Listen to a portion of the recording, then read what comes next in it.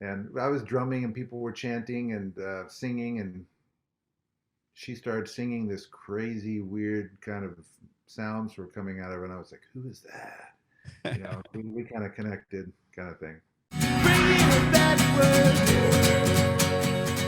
This is about you guys, your journey in music, and how you got to where you are now. You're married, correct? Yes. We are, yeah. That is so cool. My wife and I started this podcast together, but because of COVID, and we have 2 kids, it's been easier just to have me do the interview portion, and she kind of helps a lot on the back end. But Awesome. when We're- more we're face-to-face stuff happens, we'll be back doing it together. Yeah, We we have have a- a kid too. Yeah. Oh, okay, right on. Awesome, Yeah. awesome. So, Yeah. why don't we start off, Moksha? You're originally from Canada? I am, and I still consider myself Canadian. Okay. Tell me Um, about that. Where in Canada did you grow up? I grew up outside of Montreal was where I was like born and raised, and then lived in Montreal for several years as well before basically. And we had our son actually up in Canada as well, and then Okay. decided to move down here. So he's a dual citizen as well. Yeah. That's amazing. And did you guys meet in Canada? We did not. We met in North Carolina, of all places. It was my first time in the Southeast, actually, and went down for a Rumi festival, like the Persian poet Rumi. Okay. And I thought it was going to be an academic festival, and it was totally not. It was like a wild bunch of Turkish Sufis um, having amazing bonfires in the forest, basically, and it was really fun. And that's where we first met. And you So, were okay, very cool. And how did you get into music? we have different stories. I personally, That was 21 years ago, by the way. That we. Okay. So yeah, it's been a while. pre-meeting, Moksha, how did you get into music? I mean, I started studying classical piano when I was like 6, and just continued on, and then started studying voice in my teens and started touring, especially with a choir, like when I was in my teens, and then in university did more, but kind of was led in a lot of different directions with that. So Okay. so basically, in a nutshell, my primary training is especially like in Western classical, but then also what I branched out into was like Eastern European and Indian voice training. Oh, So awesome. Very, very cool. And what about you, Jemal? Where are you born and raised? I was born in the car on the way to the hospital outside of Knoxville, Tennessee, Right on.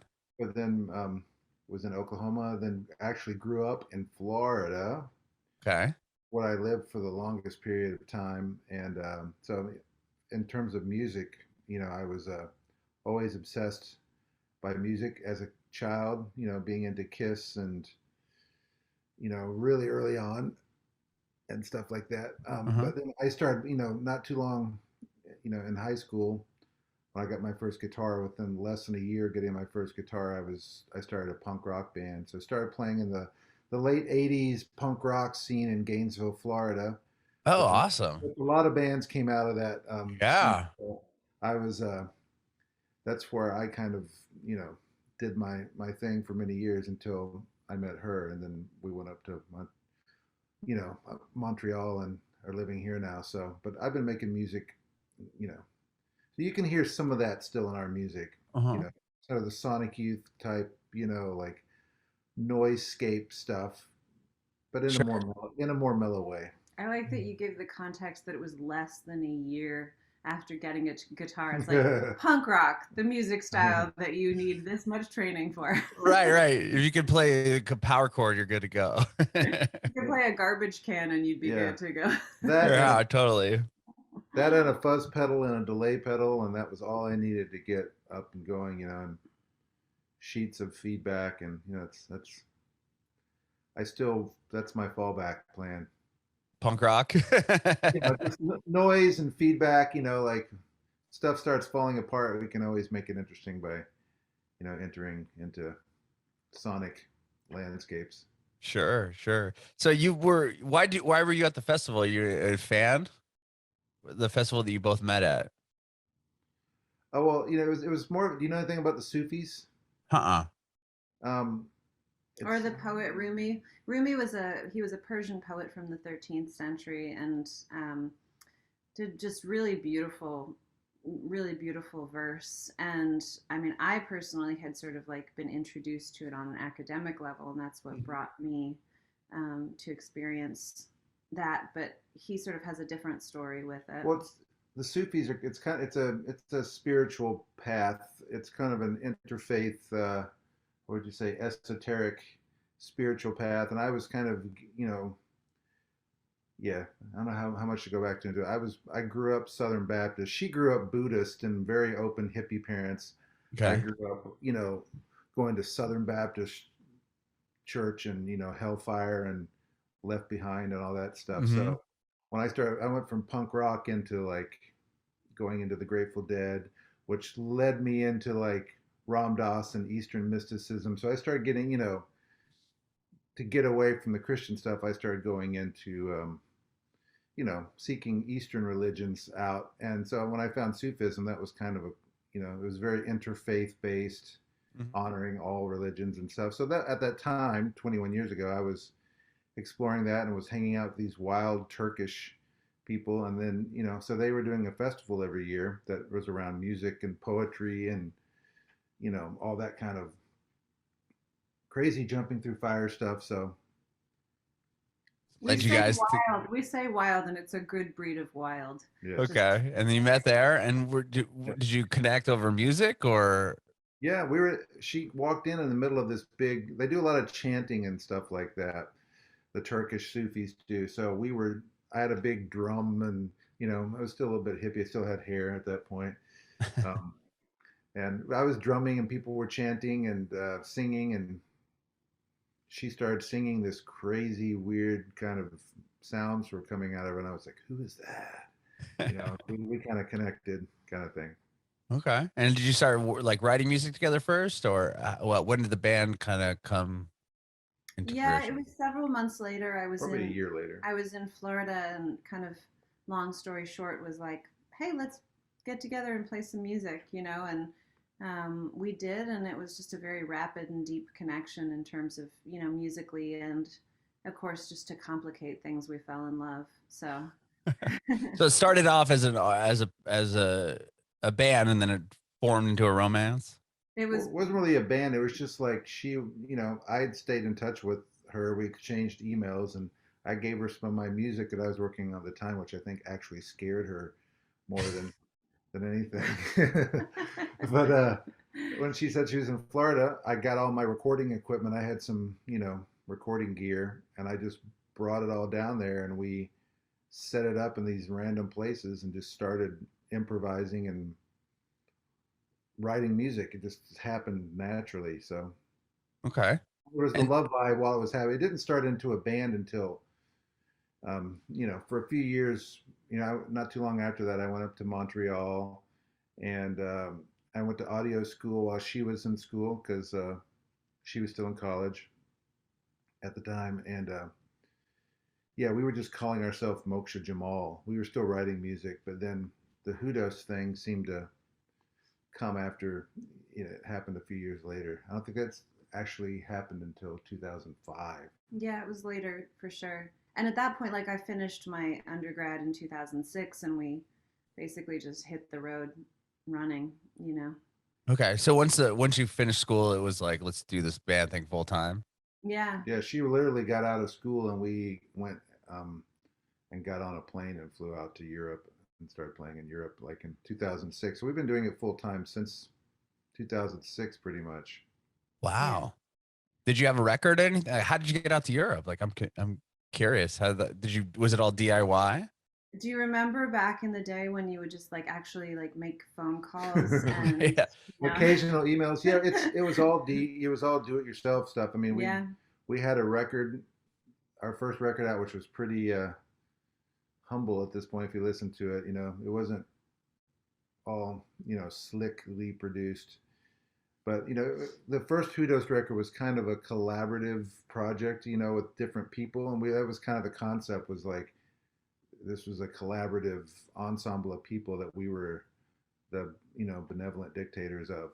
but then it still kind of is. But yeah, we work with we collaborate a lot with a lot of people. So Okay, so yeah, we pretty much hit the road, and we got into this festival. Actually, it was another Sufi festival up in the Alps, Swiss Alps, that we went and played in 2006, and then we started contacting people and reaching out and started gotten gigs in Germany and got gigs in you know Austria and Amsterdam, and we just started It was doing it. fun.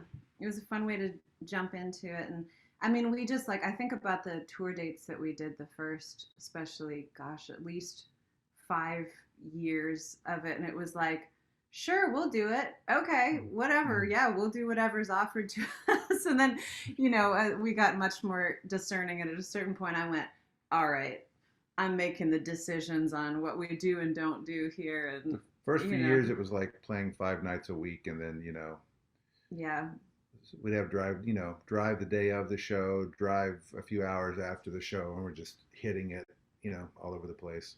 we did our time though. We did our time, and now we get to we pretty much entirely play festivals and art centers, and it's like the kind of context that we really enjoy and that we feel comfortable bringing. If our son is on the road with us, that we feel comfortable him being there. Like, we haven't played bar gigs in many years. It's sort of, we're at the point, we're very grateful to be at the point where we can just do what we want to do in terms of where we play. So No more David Lynch gigs, like in Phoenix, with the little people and flickering light bulbs and things like that. There were some of them. I'm sure. Yeah. I mean, it's interesting that you guys chose to just go to Europe right away. What was the decision behind that instead of touring the US or Canada? We did that too. It was just sort of nonstop, but Europe was just our sort of first dates that we'd lined up. And because we had that festival in the Alps. Yeah. And so and then just aligned stuff around that. Yeah, exactly. And then went back 2 years later and did the same thing again in Europe. So yeah, and fingers crossed, we're supposed to go to Europe this next summer, but we've been supposed to for the last couple of years, but with COVID, everything. Right. Another supposed. Right. Exactly. You guys have put out a lot of records. I mean, probably a record every couple of years since 2000, when you guys started, right? 2006. Yeah, and at least the first 4 of those should have been condensed into maybe 2 records. You know what I mean? But it was learning. It was a learning process. Yeah. Some of the records that are still floating around there, like outtake things, and so some are more official, and some of them were more like fan things that we were doing with demos and stuff like that. And we've done some collaborative projects as well. It sounds like you said the beginning of it was kind of a collaborative project, right? The first record? Yeah, it was definitely a collaborative project. And, every record we've had different guest artists with us on it. And the last couple records now, all the guys from Jars of Clay play on them. And oh, really? Yeah. And I haven't heard that name in a while. I had a friend in high school that was way into that band. They're super nice. They're all in Nashville too. Yeah. Oh, really? Okay. And they have a studio based there, so we've done some of the work in that studio, and so that's a good example. Brought them in. Actually, we had on our new album, we have a whole bunch of collaborations. So all those guys. Who else? Even just on one of the music videos that we did for this new album, we have Kevin Clash, who was the creator of Elmo. He created a puppet for it and is in it. And Kevin Hearn from the Bare Naked Ladies is one of the guest people on it. And Christy Lene, the guitarist. Jai Uttal, if you know who he is. Who else is? Cy Kernan from The Fix. Yeah, Gangsta Wow. Grass. We had Gangsta Grass. Oh, The Accidentals. We had a whole bunch of fun collaborations. The Accidentals are on another song. Have you heard The Accidentals? Yes, I have. Yeah. Wow. Very talented. So. It was fun. I don't feel like I'm forgetting a whole bunch of people. Him for Her, a bunch of other people, and it was just a really fun. And we just love it. We love doing it. Where we are the ones who write the do 97% of the writing and have the say in how things are done, especially from the songwriting angle and from the sort of production front too, but like bringing in different perspectives is always really wonderful in terms of how things play out and what surprises come along in it. And so we're big fans of uh we're just big fans of like collaboration, but through the stance too of sort of like collaboration as mutual empowerment, in the process too, where it's a fun way of working and it's the kind of thing where there isn't deep attachment to how exactly things should be. You know what I mean? Mm-hmm. So, Mm-hmm. And you guys have done this all independently yeah. for the most Yeah. part? Or, yeah. Yeah. Completely. Completely. Wow. Well, I mean, that Well, must make it even more difficult, I would imagine, right? To get. I do want to be say fair and say completely independently, yes, but we have an amazing manager, we have a great booking agent, we've worked with some really good PR people, like, so there's a whole lot of That we hire. yeah. Mhm. So, Right. So we're So it's still doing it ourselves. We're still doing it ourselves, but I just don't want to discount the value of a really good team. Oh yeah, I mean for sure. So always have helpful people. Yeah. And the whole thing with Jars of Clay started with the album before this one too. Like with Dan, the lead singer, we got together with him and co-wrote a song that we won the best social action song for in 2020. So wow. The IMA, the Independent IMA Music Award for it. Yeah. So he's and he's been very supportive. He kind of co-produced the last album. Mm-hmm. And then we work with those guys again on this one just because they're really, nice to work with and stuff. Sure. So that record before was that Water and Mercy. Yeah. Okay. With that album, it came out in 2020. Came out in 2019. Oh, it did. Okay. But then we won the, things are. It came out in late 2019. Late 2019. I can't remember when. Oh gosh, everything is weird. But yeah. Yeah, that was just curious when it came down to the like COVID timeline where that album fell. Everything kind of blurred in terms of how it's been the last couple of years. I think it came out early 2019, but I don't remember. But somewhere during we had been entered into the IMA thing, and sometime that was one of the first good news during COVID when we had thought like our careers are over and we're never going to play music again. Mm-hmm. At one point, they were like, we got an email that was like, "You've won the Independent Music Award for the song Rise Together of Water and Mercy." So we're like, that was like the first like, oh, great news. But it was also funny because it was like, and all of the red carpet events in New York City will be canceled around it. Right, of course. Oh, okay. That must be kind of bittersweet, right? You win an award and they don't have like probably a show for it, like an award show. Nothing. So the ceremony was us recording a 10-minute thing going, "Thanks everybody," and then that was it. And you won a couple Best in Nashville awards also that year.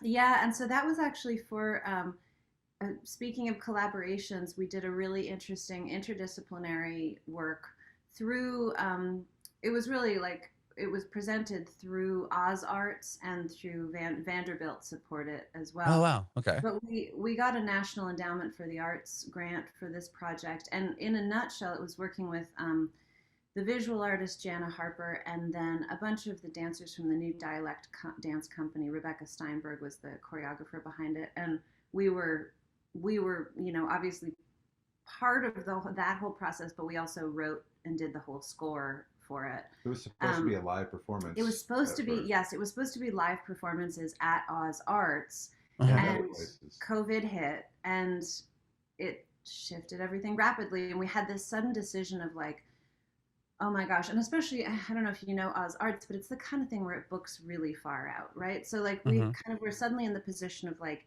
do we reschedule this for like a year or two down the road, or do we find some other way to do it? And so we actually, I can't believe how rapidly we did it, but we basically, the dancers were filmed in isolation.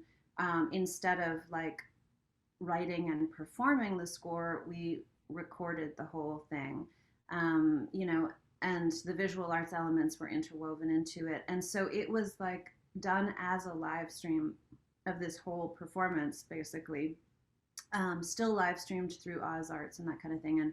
Mhm. It won a couple of the Best of Nashville awards. That's So amazing. yeah. Hopefully, the soundtrack will come out officially sometime. Is it something that they will end up doing as a live show, or it kind of just you? That's a great question. And actually I hope so. the the main visual artist behind it and I were just talking about that recently, and it's still an option. Right now it's actually being set up as installations in different places where it's like sound and video installation works in different like museums and that kind of thing. So Mhm. I would love for it to actually become an actual performance at some point, but it's really fascinating to see what works become based on circumstance, right? Mhm. And kind of questioning like, well, what form does it actually work best in? You know, it's you never know exactly how that's going to play out. So Mhm. that was totally nuts too, because that was like as COVID was hitting and we were basically like, you know what it's like to have it, what it's been like to have kids through Oh COVID. yeah, it's We been a were like joy. homeschooling our son while trying to record the whole score for Oh the my gosh. it was just Yeah, I have two kids, and one of my sons is in kindergarten. It was like they were trying to get him on Zoom and all this stuff. I'm like, this is such a nightmare. Like, what yeah. are they really learning? And it was like twice a day for like 30 minutes. I'm like, what? It just, I felt like it was so worthless. It was like way more effort than it really needed to be. But When he couldn't have any play dates, why can't I have a yeah, play date with so and so? And at that time, we were still like, we can't be around anyone. So right, right. those early days were rough. Yeah. So it was kind of astonishing to, amidst all of that, A, have a child who didn't go insane, B, win that IMA, and, and C, like actually produce that whole score and, Mhm. have it be well received. So Yeah. And it then we was, started writing songs that came out, turned into our new record that just came out. So that was all written during COVID as well. So which Was it is hard why, to go ahead? oh, I was just going to say, which is why the new album is called Anthems of Home. We were At home. literally writing it from home. Did you record the record at you said you have a studio. You were talking about shooting a video in it earlier, but is that where you recorded the record as well? most of it. A lot, most of it, and the rest of it that we didn't do here was at Gray Matters in Nashville. At The Jars of Clay studio. yeah, Oh, okay. Right on. And was it hard to find and it sounds like a lot of your records are all collaborative projects. Was it hard to collaborate with people or find people willing to collaborate when a pandemic is happening? everyone that we worked with in the studio in Nashville on this new record are musicians that we have already worked with quite a bit. Most of the Okay. Jars So guys. most of the Jars guys, and then like our drummer Brian Brock, he's toured with us and also played on past things. Since And 2010, he's been playing with us. yeah, and so like and a few others, but basically Christy Lene too, and like the musicians involved are people we already have like relationships with. So honestly, like before the first time we went into the studio with them, we actually like went and got tested and everything too, just to be on the safe side. And Mhm. we the funny thing was we had all been deep in isolation and then got into the studio together and started out masked, not touching each other, and by the end of the day we were all like hugging and Right, of course. like, oh well, there goes that. But we had taken as many precautions as we could, you know Uh-huh. Yeah, then like the accident we mentioned, the accidentals, who they had their own, created their own. They were doing a lot during COVID, a lot of live streaming, like daily almost, and we've been friends with them for a long time. They're up in Michigan, and Uh-huh. we jammed and played and performed with them before, and so they were helping us kind of figure out the whole live stream thing. That was the other hard thing with COVID, was pivoting to like how to live stream and make it sound good and make it be fun, which it generally wasn't fun. So Right. And it was like so oversaturated in the beginning there too, right? I mean, it was like everybody was like tip everyone. jar, and like it's like, and we live out in the country, like our connection is great. You know what I mean? So we would sort of be doing something and then it would be interrupted and, you know. But they were helping us and stuff, the accidentals. And then one of the songs, we, How Many Miles on the new record, we ended up sending to them and they did some awesome vocal tracks. And then they're in the video for that. So, you know, if we weren't doing the Nashville stuff with people in those few sessions, we were sending stuff back and forth. And we also recorded a 14 song cover song album, which Wow. is going to come out later, probably sometime in 2022. But there's also, you know, we put it out as a deluxe edition for the pre-order campaign and stuff. But like the cover song records, really, we'll start putting those out sometime next year. But there's some collaborations on that too with like Lisa Carbe and JP Duran from the band Incendio, who I don't know if you've heard of them, from California, and Christy Lene. And yeah, you know, I'm already making a list of the second volume of the cover songs. Okay, well, can you tell us any of the covers that you did? We did. We did a Richard Thompson song. We did a Bee Gees song. Duran Duran. Okay. Arcade Fire. I mean, I could tell you which songs. There's Depeche Mode. Oh, awesome. David Bowie. We did a couple like total traditional Appalachian songs thrown in there too, and there's a Bengal song on there. Yeah. Oh, which one? Eternal Flame? No. A song called Grateful. It's more of a deep cut. Okay. Song. There's a Springsteen song. There's a U2 song. Foo Fighters song. We kind of blended it all together. But yeah, that's cool. How did you decide on songs? Just ones that you guys enjoyed? Yeah, I just started kind of making a list. I mean, I've been making a list of cover songs. I mean, oftentimes, yeah, this is kind of a little bit of a diversion, but I'm always listening to like, this would be a good song to cover. You know, this is, you know, if someone covered this could be a big hit again. And most of the time, we never do it. And then, you know, within a year, someone's done a cover of it and it's, you know, blown up. And I was like, see, we should have recorded it. But I've been making a list of songs for a long time. And that was a partial list of those. The Bee Gees song is probably my favorite one. Weren't your favorite mixtapes back in the day the ones that were like a really eclectic mix of things, right? So it's basically a totally weird mixtape, but with us playing everything on it. I love that. That's really cool. I think nowadays more so too, people are more like, I feel like music isn't so like genre specific. Like it's cool if you like Beyonce and Sonic Youth. Like it works nowadays. Where like I felt like when I was growing up, like if you like punk rock, like you were only really allowed to like punk rock, like amongst your friends. No, I've always been though. You know, I was always I was into hard stuff. You know, growing up, and then I was also into Earth, Wind, and Fire and Prince.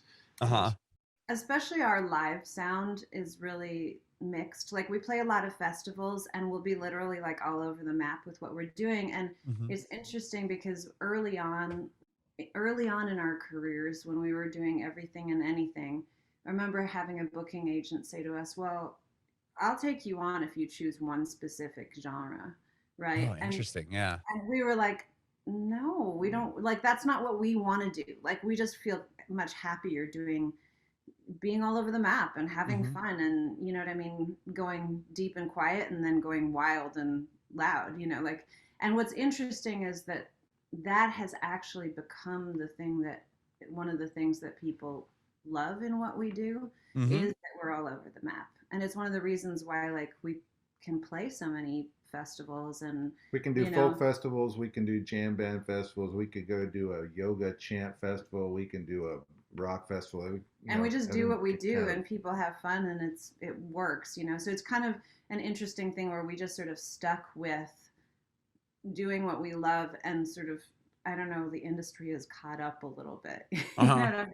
Being like, okay, yeah, you don't have to be just one genre, right? I feel like that is definitely a turn in the industry. Like if you look at the early like a Coachella lineup, for example, like the first few were like, I mean, the first 10 were very genre specific, and now it's like the biggest, pop festival there is, where it Yeah. has everything across the whole board from every type of genre of music. Yeah.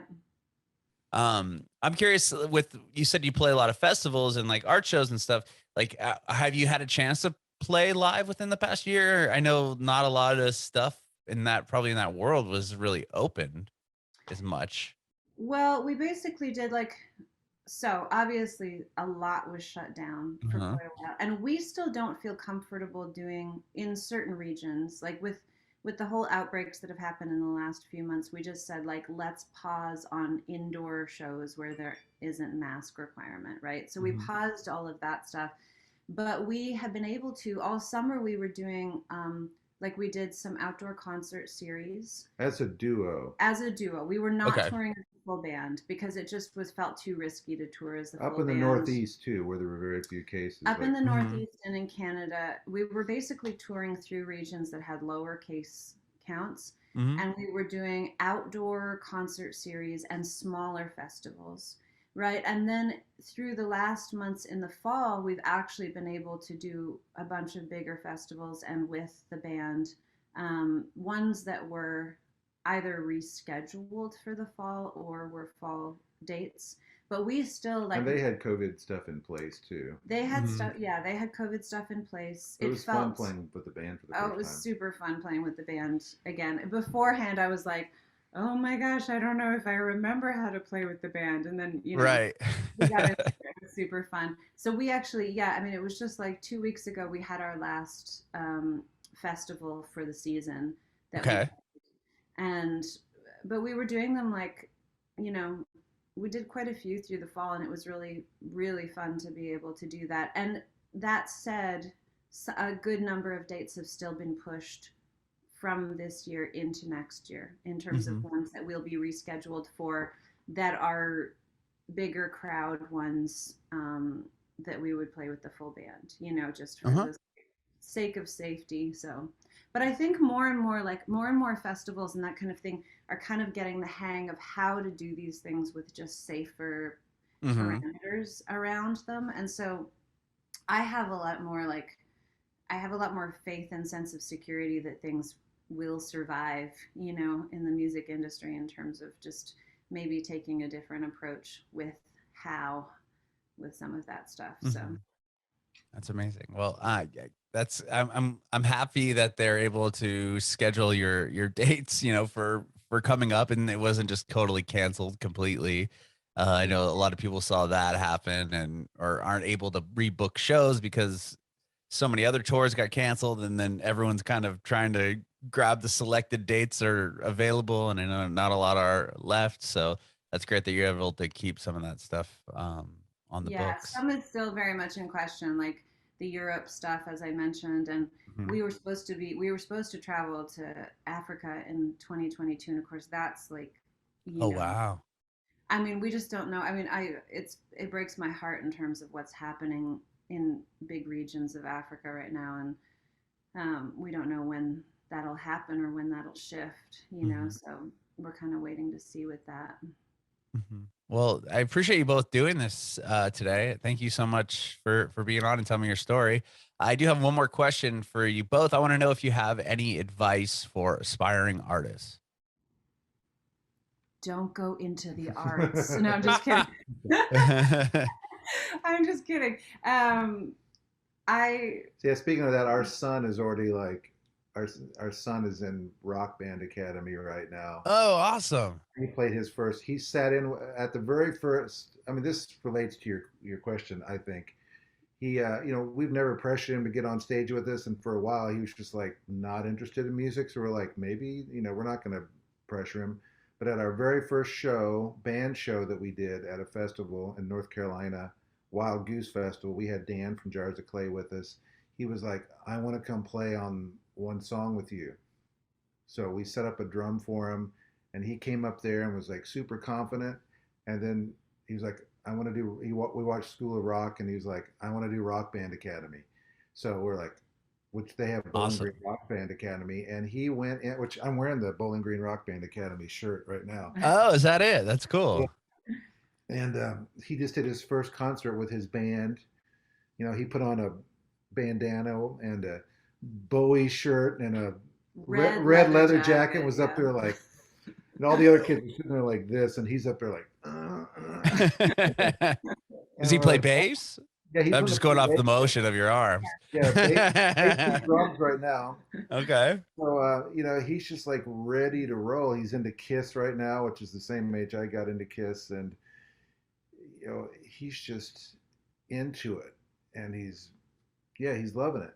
And you know, like I was saying earlier, this is part of the advice. I mean, do it, get on it early, man. I wish I would have had a rock band academy at 8 years old, you know, because I got my first guitar when I was 16, and you know, was playing in punk rock. But at that point, I was, you know, I feel like I was a late bloomer starting then. Mm-hmm. But that's advice to young aspiring musicians. And yes, I mean, like, I do think that like the deeper you get into it, the earlier on, the better, for sure. But anybody who's stepping into it at any point in their lives, like, go for it. But one thing you do have to know, and this is sort of the advice, is it's just as much, it will be just as much art and music as it is the business end of things. And especially now, yeah. That's just part of what you have to be understanding of and patient with. So my advice, if anything, is like patience with oneself in the process and patience in the industry, because it's a lot to take on. But, you know, it's just a thing of like, are you patient and are you committed, you know, and, you know, then working with it, going for it. So I know that's really boring advice, but it's, you know, and I kind of sound like my grandfather, but, you know. Bring me back